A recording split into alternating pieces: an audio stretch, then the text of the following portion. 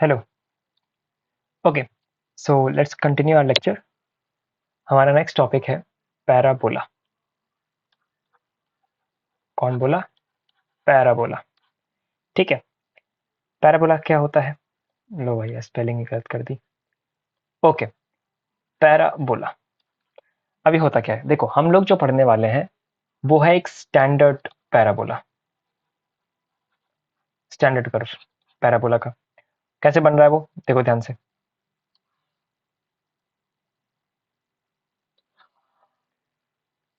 इस डायग्राम पे फोकस करना। ठीक है, जो हमारा पैराबोला है वो ये होगा y is equal to 4ax। इसे कहते हैं राइट हैंडेड ओपन पैराबोला। ठीक है, राइट हैंडेड ओपन क्यों बोलते हैं इसको ऐसा? बिकॉज ये कुछ ऐसा होता है।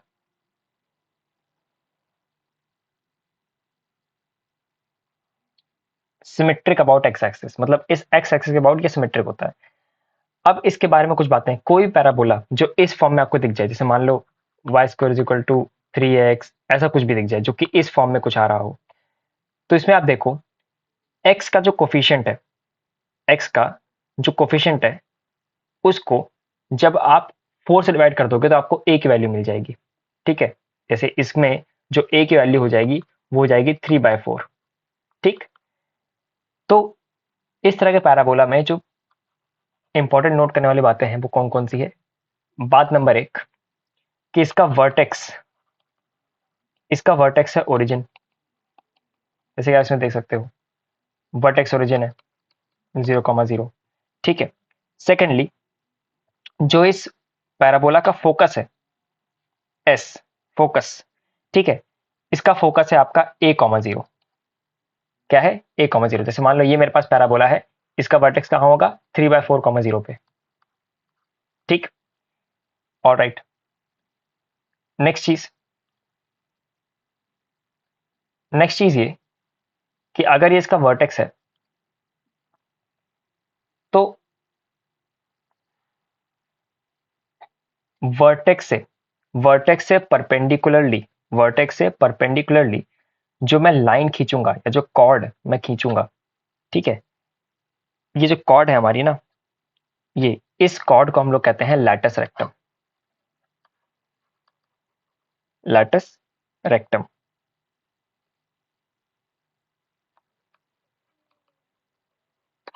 ठीक है। ये जो इस फोकस से पास करती हुई गई है, ये हमारा फोकस है, इसको हम लोग कहते हैं फोकस। ये फोकस है, ये मेरा वर्टेक्स है, ठीक है, ये मेरा पैराबोला है, ठीक है, ये मेरा लैटस रेक्टम है। और इस लैटस रेक्टम की, ठीक है, मतलब अगर मैं इस पॉइंट को बोल दूं एल और इस पॉइंट को बोल दूं एल डैश, तो जो एल एल डैश की लेंथ होगी इसकी वैल्यू होती है 4a।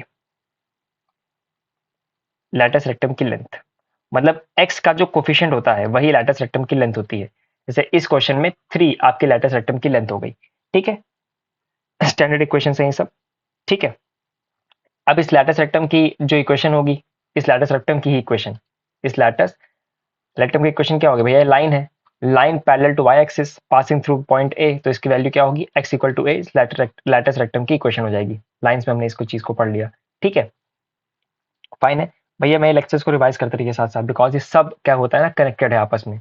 लाइन्स आएगी, सर्कल्स आएगा, तो आपको पैराबोला, सर्कल, एलिप्स सब आ जाएगा। ठीक है, सब कनेक्टेड होता है, रिविजन इज अ मस्ट। ठीक है, ये सब बातें थी इसके बारे में। अच्छा, ये फोकस क्या होता है, लैटिस रेक्टम क्या होता है, डायरेक्ट्रिक्स क्या होती है, इसको और इससे हम लोग जब कॉनिक्स पढ़ेंगे, जनरल कॉनिक्स पढ़ेंगे, वहां आपको मैं और से समझा दूंगा इन बातों को। ठीक है, अभी के लिए स्टैंडर्ड पैराबोला के लिए इन चीजों को याद कर लीजिए। ठीक है, अच्छा, डायरेक्ट्रिक्स क्या होती है? यहाँ पे एक लाइन आएगी डायरेक्ट्रिक्स की भी। ठीक है, एक डायरेक्ट्रिक्स भी होती है कुछ ऐसी।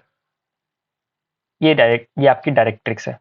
ठीक है, ये आपकी डायरेक्ट्रिक्स है, डायरेक्ट्रिक्स।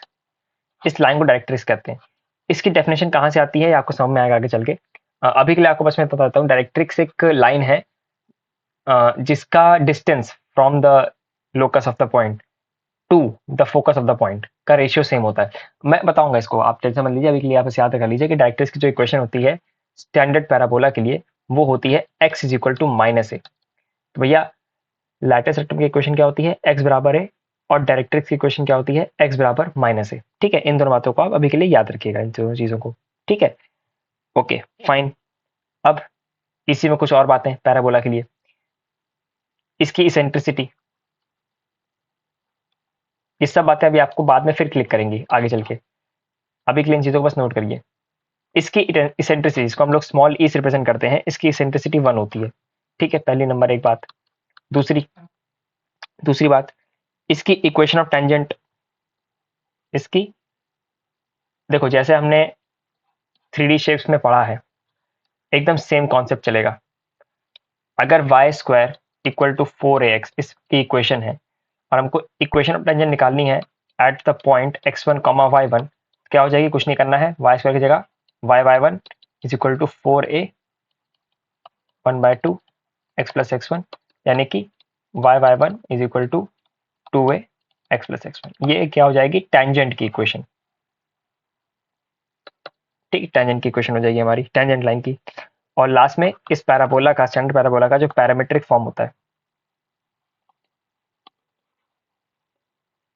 पैरामीट्रिक फॉर्म क्या होता है, वो होता है x is equal to 80 square and y is equal to 280।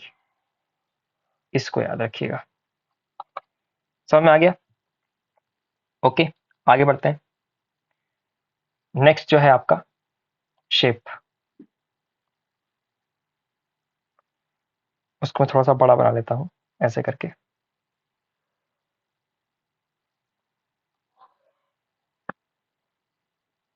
आपकी नेक्स्ट शेप जो होगी,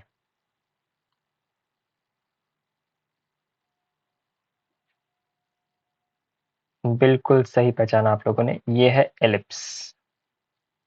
ठीक है, ये क्या है, ये है आपका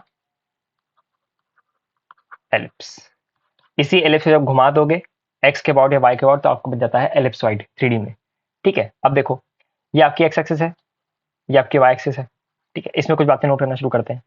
इस एलिप्स का जो स्टैंडर्ड इक्वेशन होती है, इस एलिप्स की जो स्टैंडर्ड इक्वेशन होती है, ये वाली एलिप्स की, वो होती है क्या, वो है X square upon A square plus Y square upon B square equal to 1। जैसे एग्जाम्पल के तौर पे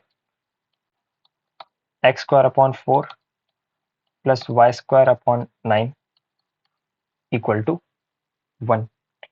ठीक है, इसको 9 बोल देते हैं और इसको 4 कर देते हैं। ठीक है, क्यों करते हैं वो तो समझ में आ जाएगा अभी। ठीक है, ओके। अब देखो क्या क्या बातें होती हैं इसमें। नोट करने वाली बात नंबर एक क्या है कि एक्स स्क्वायर के नीचे जो होता है उसका रूट ले लो तो आपको मिल जाता है ए। तो इस इक्वेशन में ए की वैल्यू कितनी है, इसके नीचे जो नंबर लिखा है उसका रूट 3, और यहाँ पे बी की वैल्यू कितनी है, बी की वैल्यू है 2। हालांकि ये +-3 और +-2 होना चाहिए। ठीक है, नहीं कंफ्यूज मत हो, इसको आप 3 और 4 याद रखो। ए की वैल्यू 3 है, बी की वैल्यू 2 है। ठीक, कहाँ से आया, एक्स स्क्वायर के नीचे वाले कोफिशिएंट को, एक्स स्क्वायर के नीचे वाले डिनोमिनेटर को रूट ले लेंगे, और वाई स्क्वायर के नीचे वाले नंबर के डिनोमिनेटर का रूट ले लेंगे, तो आपको ए की वैल्यू 3, बी की वैल्यू 2 मिल जाएगी। जैसे इस केस में ए की वैल्यू 3, बी की वैल्यू 2 मिल गई। ठीक है, अब इनसे फायदा क्या मिला, ए और बी जान लिया आपने, तो आप एलिप्स के बारे में बहुत कुछ बता सकते हो। नंबर एक बात, ये जो आपकी स्टैंडर्ड इक्वेशन है, ये जो स्टैंडर्ड इक्वेशन होती है आपके एलिप्स की, ये कैसी इक्वेशन है, इसमें आपका वर्टेक्स ओरिजिन होगा, सॉरी वर्टेक्स कह रहा हूँ, वर्टेक्स नहीं, सेंटर। यहाँ पे आपका सेंटर ओरिजिन होगा, आपका जो सेंटर होगा वो ओरिजिन होगा। ठीक है, सेंटर ओरिजिन, ये देखो यहाँ पे। ठीक है, अब सेंटर से जहां पे ये एक्स को कट करेगा, एक्स एक्सिस को, ये एक्स एक्सिस को कट करता है प्लस ए पे, मतलब ए कॉमा 0 पे, और माइनस ए कॉमा 0 पे, ये एक्स को कट करता है। वाई एक्सिस को ये एलिप्स कट करता है दो जगह पर, ए के कट करता है बी कॉमा 0 पे, ए की कट करता है माइनस बी कॉमा 0 पे। ठीक, माइनस बी कॉमा 0 लिख रहा हूँ, क्या लिख रहा हूँ भाई, 0 कॉमा माइनस बी पे। ठीक है, इधर भी 0 कॉमा माइनस बी। ठीक, मतलब y को ये कट करता है प्लस बी और माइनस बी पे, और x को ये कट करता है a और माइनस ए पे। सेंटर इसका ओरिजिन है। ठीक है, अगली बात है, जो फोकस होंगे, इसके पास दो फोकस होते हैं, इसके पास दो फोकस होते हैं, एक है आपका S1, एक है आपका S2। इन फोकस को कैसे निकालोगे? फोकस की वैल्यू होती है AE, 0 एंड माइनस AE, 0। ये आपको पता है, इसकी इसेंट्रिसिटी आप निकालोगे बैठ के। इसकी इसेंट्रिसिटी E, उसकी वैल्यू कहां से आती है? इसकी इसेंट्रिसिटी की वैल्यू आती है यहां से, इस इक्वेशन से, B square is equal to A square 1 minus E। यहां से इसको याद रखना, ठीक है, फाइन। और फिर इसकी डायरेक्ट्रिक्स की इक्वेशंस भी, यहाँ पे स्क्वायर आएगा, सॉरी, बी स्क्वायर, ठीक है। B square is equal to A square minus 1 minus E square. Alright, तो यानी कि अगर आपको बी स्क्वायर पता है, ए स्क्वायर पता है, बी और ए की वैल्यू पता है, तो आप ई निकाल सकते हो। और एक बार आपको ई मिल गया और ए मिल गया तो आप प्लस ए और माइनस ए इसका फोकस निकाल सकते हैं। हमारे पास अगर ये हमारे पास अगर इलिप्स की इक्वेशन थी, ए की वैल्यू ये है, ई की वैल्यू क्या हो जाएगी? यहाँ से ई की वैल्यू आएगी आपकी B square upon A square, मतलब 4/3, 4/3 1 माइनस 4/3 का रूट, यानी कि 3 माइनस माइनस 1/3, क्या गलत कर रहा हूँ क्या? 1 minus E square is equal to, यहाँ पे ए स्क्वायर अप होगा, sorry, A square minus B square होगा, क्योंकि ये एक्स पे इसका मेजर एक्स से ज़्यादा बड़ा है। तो 1 माइनस 3/4 का रूट, यानी 1/4 का रूट, यानी कि 1/2।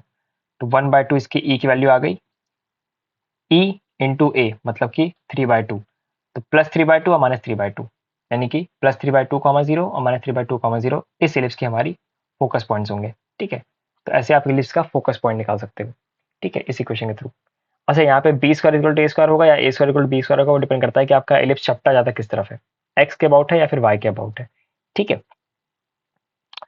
इसमें दूसरी बात याद करने वाली है, ये तो बातें हो गई इसकी कि एलिप्स की स्टैंडर्ड इक्वेशन ये होती है, सेंटर ये होता है, ए और बी की वैल्यू निकालने के बाद आपको फोकस मिल जाएगा, दो फोकस होते हैं इसमें, ठीक है। ये एक्स को कट करता है प्लस ए माइनस ए पर, बी को कट करता है प्लस बी माइनस बी पे, ये सब आप लेने पढ़ चुके हो। इसेंट्रिसिटी की वैल्यू इसकी हमेशा ई की वैल्यू जो होती है इसकी, वो हमेशा लेस देन 1 होती है, इसकी ई की वैल्यू हमेशा लेस देन 1 होती है, नोट करने वाली बात है ये, ठीक है। दूसरा, अब जो इसमें नोट करने वाली बात है वो है इक्वेशन ऑफ डायरेक्ट्रिक्स। इसकी जो इक्वेशन ऑफ डायरेक्ट्रिक्स होती है, जैसे पैराबोला में क्या थी, X equal to minus A, इसमें X is equal to plus minus A upon E होती है। मतलब इसमें दो डायरेक्ट्रिक्स होते हैं, इसमें क्या होते हैं, दो directrix, plus minus A upon ई, मतलब एक यहाँ होगा एक यहाँ होगा, ऐसे बनेगा, ठीक है। बना नहीं रहा हूँ, एक ऐसे बनेगा और एक ऐसे बनेगा, इसके दो डायरेक्ट्रिक्स होंगे ये, ठीक है। अच्छा, ऑलराइट, फिर इसमें इसमें हाँ, इसमें एक बड़ी इंपॉर्टेंट प्रॉपर्टी होती है एलिप्स की, एक बड़ी बड़ी बड़ी इंपॉर्टेंट प्रॉपर्टी होती है, वो आपको पता नहीं चाहिए। मान लो मैं एलिप्स पे कोई पॉइंट ले लूँ, मान लो मैंने एलिप्स पे कोई पॉइंट ले लिया पी, और वो एक बहुत जरूरी प्रॉपर्टी, मतलब फिजिक्स के नजरिए से बहुत इंपॉर्टेंट प्रॉपर्टी है, बहुत एप्लीकेशन इस प्रॉपर्टी के। अगर मैंने एलिप्स के ऊपर कोई पॉइंट पी ले लिया और मैंने इसके दोनों फोकस को इस पॉइंट से जोड़ दिया, क्या बोल रहा हूं मैं कह रहा हूं कि मैंने एलिप्स की सरफेस पर कहीं भी, मैंने एलिप्स के ऊपर कहीं भी एक पॉइंट पी चूज कर लिया और इस पी पॉइंट को मैंने दोनों फोकस से ऐसे लाइन से मिला दिया। अब मेरे पास ये दो लाइन मिल रही ना, S1P और ये जो S2P, मेरे पास ये दो लाइन्स आई, S1P और S2P, जो मेरे पास ये दो लाइन्स आई हैं, इनकी प्रॉपर्टी होती है ना कि इनका जो डिस्टेंस होता है, इनके बीच के डिस्टेंस का सम, वो हमेशा एक कांस्टेंट के इक्वल होता है, they are, it is always a constant. Ellipse के ऊपर किसी भी पॉइंट को लेने पर अगर मैं उसको फोकस से मिलाता हूँ तो ये जो दो लाइन मिलती है मेरे को, इनके डिस्टेंस का सम जो होता है वो हमेशा कांस्टेंट होता है। और वो कांस्टेंट क्या होता है, वो कांस्टेंट होता है 2a, वेरी इंपॉर्टेंट प्रॉपर्टी, ठीक है, वो 2a के इक्वल होता है। समझ में आ गया, फाइन। अच्छा, इस एलिप्स की पैरामीट्रिक फॉर्म क्या होती है?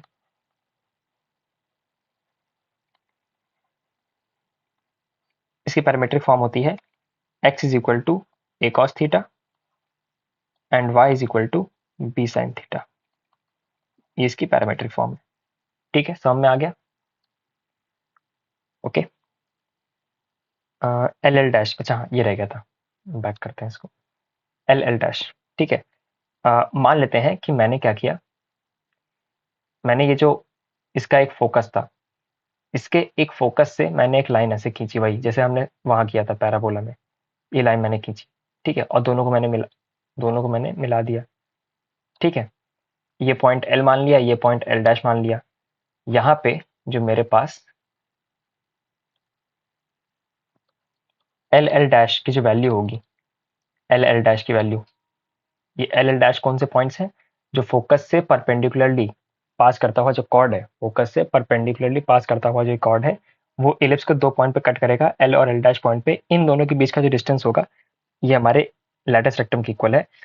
इलिप्स के लिए लैटिस रेक्टम बन जाएगा ये, और इसकी वैल्यू होती है 2b² अपॉन ए। ये भी आपको याद करना है, इसकी वैल्यू होती है 2b² upon A. Got it? L L dash, ये वैल्यू, इनके बीच की लेंथ, ये हमारा लैटिस रेक्टम है। यहाँ पे 2 लैटिस रेक्टम मिलेंगे सेम लेंथ के, क्योंकि ये सिमेट्रिक होता है, ठीक है। हमको 2 लैटिस रेक्टम मिलेंगे, इन दोनों लैटिस रेक्टम की जो लेंथ होती है उसकी वैल्यू होती है 2b² अपॉन ए। पैराबोला में एक ही लैटिस रेक्टम होता है, इसमें 2 लैटिस रेक्टम होते हैं। समझ में आ गया? ये सारी बातें हैं इलिप्स को लेकर। अच्छा भाई, अच्छा मेरे को बात बताओ कि सेंटर से इस पॉइंट, अगर मैं इस पॉइंट को ए नाम दे दूं, इस ओ ए की डिस्टेंस क्या होगी? सोचो जल्दी से, वीडियो पॉज करके देखो। भैया ओ 0 0 है, ए पॉइंट के कोऑर्डिनेट्स a 0 है, तो इसकी लेंथ कितनी हो गई? ए हो गई। तो ये लेंथ हो जाती है ए, और सिमिलरली ये लेंथ हो जाएगी आपकी बी।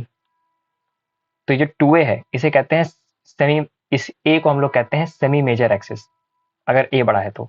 और बी को हम लोग कहते हैं सेमी माइनर एक्सिस। अगर आपका एलिप्स ऐसा होता कि फाई के अबाउट ज़्यादा चपटा होता, तो हम लोग इसको कहते हैं सेमी मेजर एक्सिस, इसे कहते हैं सेमी माइनर एक्सिस। ठीक है, अगर ये तब है अगर आपका ए ग्रेटर देन बी है, इस केस में एलिप्स में। अगर ए लेस देन बी हो जाएगा तो एलिप्स कुछ ऐसे बन जाएगा, कुछ इस प्रकार का एलिप्स बन जाएगा आपका। ठीक है, ओके, आगे बढ़ते हैं नेक्स्ट स्लाइड पे। अह, 2 टर्म्स आते हैं, एक ऑक्सिलरी सर्कल और एक डायरेक्टर सर्कल। देखो होता क्या है, जो सेमी मेजर एक्सिस है आपकी, ये वाली पूरी लेंथ, ये जो पूरी लेंथ है आपकी, ये पूरी लेंथ, ये जो पूरी लेंथ आपको दिख रही है ये वाली, इस पूरी लेंथ को डायमीटर मान के, मतलब -a,0 से a,0, इस पूरी लेंथ को डायमीटर मान के जो एक सर्कल में बनाऊंगा, इस सर्कल को हम लोग कहते हैं ऑक्सिलरी सर्कल। क्या बोलते हैं इसको? Auxiliary circle. अब इस सर्कल का सेंटर वही है, सेंटर ऑफ इलिप्स। तो इस सर्कल की इक्वेशन क्या हो जाएगी? x² + y² = इसका रेडियस कितना है? a²। इस ऑक्सिलरी सर्कल की इक्वेशन क्या हो जाएगी? x² + y² = a²। ठीक है, समझ में आ गया? ऑक्सिलरी सर्कल की इक्वेशन थी ये था ऑक्सिलरी सर्कल मेरा। एक होता है आपका डायरेक्टर सर्कल।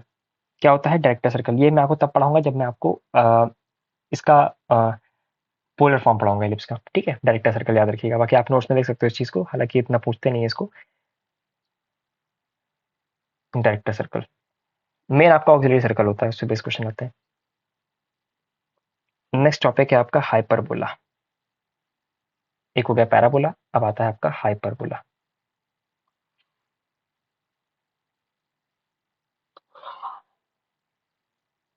हाइपरबोला, हाइपरबोला थोड़ा सा इस तरह का शेप है ये। मैं एक स्टैंडर्ड हाइपरबोला बना रहा हूँ, ठीक है। ये हाइपरबोला का शेप होता है।